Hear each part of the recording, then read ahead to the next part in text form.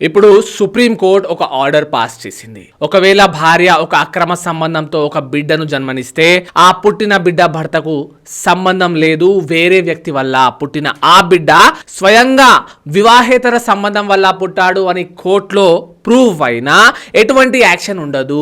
Supreme court చెప్పిన ఒక తీర్పు ప్రకారంగా child born out of illegal relationship is the son of husband only. అంటే భర్త భార్యతో ఉండగానే అక్రమ సంబంధంతో బిడ్డను జన్మనిస్తే అది భర్తదే అని కన్సిడర్ చేస్తారు. ఒకవేళ భార్యనే తన బిడ్డకి తండ్రి తన భర్త కాదు, వివాహేతర సంబంధం వల్ల పుట్టాడు అని ఆమె ఒప్పుకున్నా కూడా భర్తనే ఆ బిడ్డకు తండ్రిగా కన్సిడర్ చేయడం జరుగుతుంది.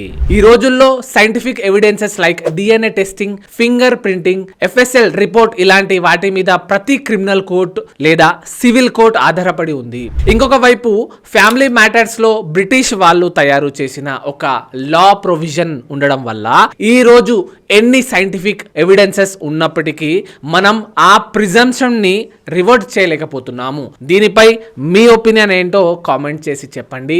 లా తెలుసుకోండి, మీకు మీరే లాయర్ అవ్వండి. ఇలాంటి ఇంకా లీగల్ విషయాల కోసం ఫాలో చేయండి. Thank you.